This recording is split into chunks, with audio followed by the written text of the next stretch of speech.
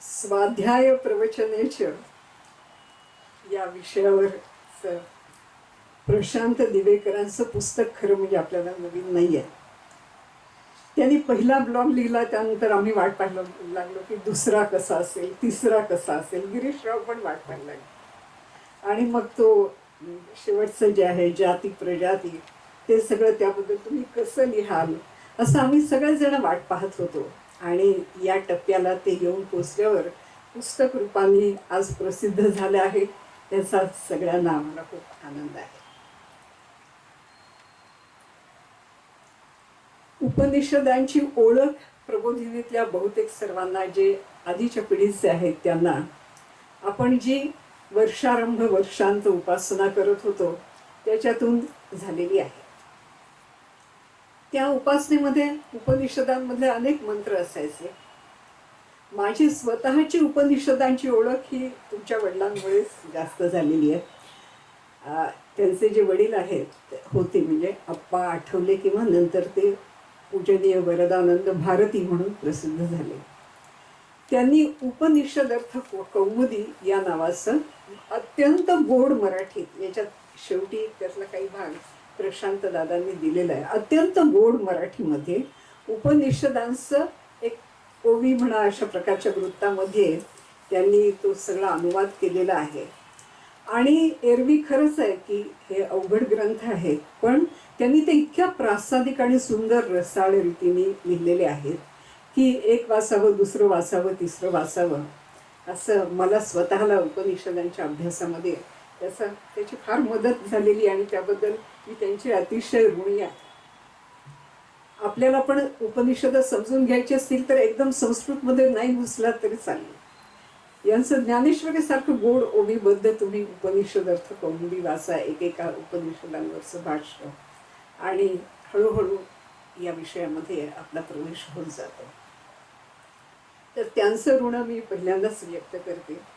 आणि तुम्ही त्यांचा या तैत्तिरीय उपनिषदातला काही भाग याच्यात इथे दिलेला आहे, याच्या शेवटी त्यावरून आप्पा आठवले वरदानंद भारती यांची शैली तैत्तिरीय उपनिषद शिक्षावल्ली नवम अनुवाद हा त्यांनी दिलेला आहे, ज्याच्यात स्वाध्याय प्रवचने च हे जे मंत्र आहेत ते आलेले आहेत. तर तुमची सुद्धा मी फार ऋणी आहे की तुम्ही आवर्जून हा भाग याच्यात घातला, ते खूप चांगलं केलं तुम्ही.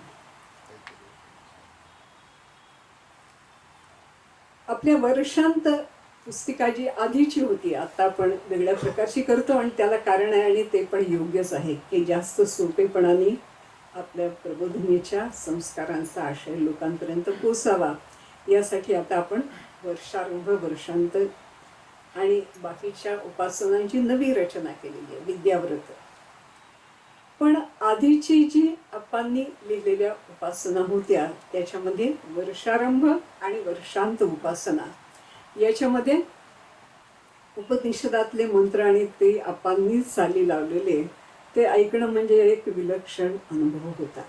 स्वतः आप्पांकडून ऐकणं हा तर एक अत्यंत विलक्षण अनुभव होता. ईशावास्यमिदं सर्वं यत्किंच जगत्यां जगत् तेन त्यक्तेन भुंजिथाः मा गृधः कस्य स्वेद्धनम्. आपल्या उपासनेत आलेला ईशावास्य उपनिषदातला मंत्र आहे. या निमित्ताने माझ्या मनापुढून सगळंच प्रबोधिनीचं ज्या वेगवेगळ्या उपासना, विशेषतः विद्याव्रत आणि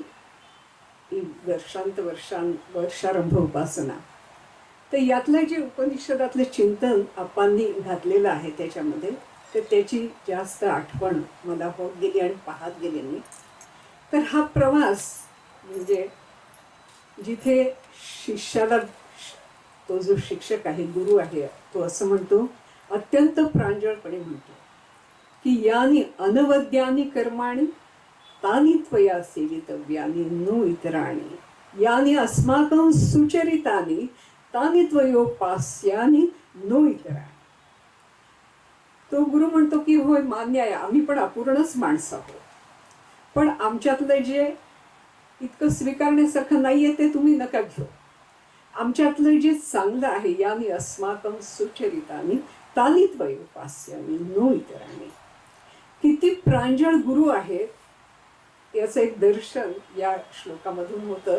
त्याची चाल पण अतिशय सुंदर आहे आणि ते ऐकणं हा एक मोठा संस्कार होता.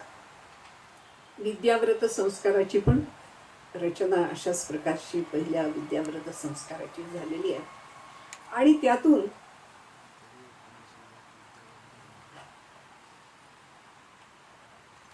उपनिषद हे सागरासारखं असलं तर त्यातलं निदान गागर एवढा तरी अंश आपल्याला शिकायला मिळत होता आणि तो फार सुंदर होता.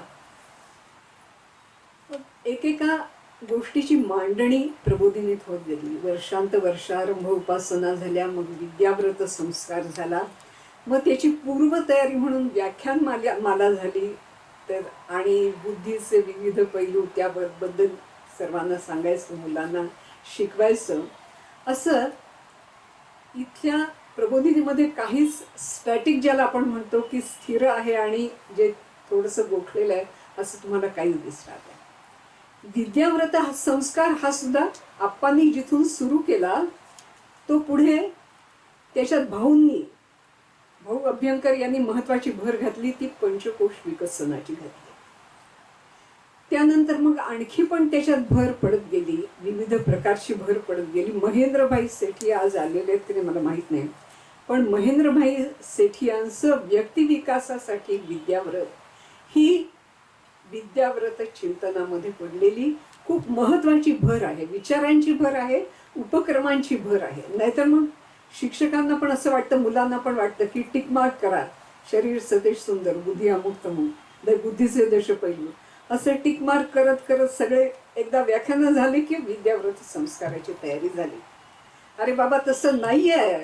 त्याच्यामध्ये प्रत्येक गोष्टीमध्ये एवढा मोठा आशय भरलेला आहे आणि तो भरलेला आशय महेंद्रभाईंनी त्यांच्या पद्धतीने शिक्षकांना समजेल असा उलगडलेला आहे. त्यांचं खूप मोठं योगदान व्यक्तिमत्व विकास आणि विद्याव्रत या सगळ्या संकल्पनेमध्ये आहे. ते आपल्याला विसरता येत नाही. आपल्याला भाऊंचं ऋण पण विसरता येत नाही, कारण पंचकोशाच्या अंगाने त्यांनी विद्याव्रत संस्काराचा विचार केला. त्याच्यानंतर अनेक जण त्यातल्या चिंतनात भर घालत गेले, पण एक महत्वाच्या टप्प्यावर तुम्ही हा सगळा विचार आणून ठेवलेला आहे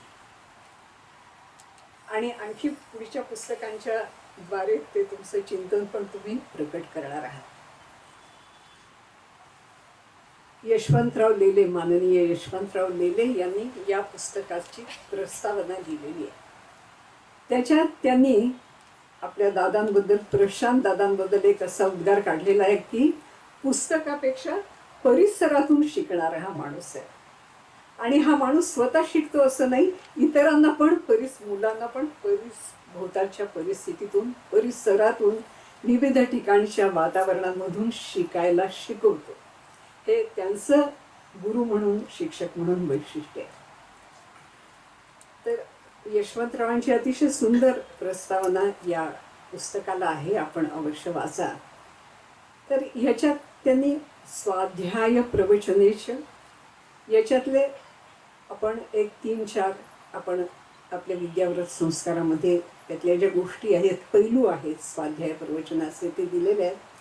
पण यापेक्षा 12 मूळ जे आहेत उपनिषदातले, तैत्तिरीय उपनिषदातले, त्याच्यावर त्यांनी त्यांचे ब्लॉग्स लिहिलेले आहेत आणि त्याच्यावर चिंतन केलेलं आहे. आणि ते यशवंतराव म्हणाले तसे ते फक्त पुस्तकी चिंतन नाही आहे, ते परिसराकडे पाहून केलेले चिंतन आहे, परिसरातून सुचलेलं चिंतन आहे, विज्ञान प्रयोगातून सुचलेलं आहे, गणितातून सुचलेलं आहे. अशा प्रकारे उपनिषदांचा मूळ अर्थ आजच्या वर्तमान संदर्भामध्ये फार सुंदर रीतीने त्यांनी या पुस्तकामध्ये मांडलेला आहे. अग्नी, स्वाध्याय प्रवचनेश, त्याच्या सुरुवातीला अग्नी असा पण एक उल्लेख आहे.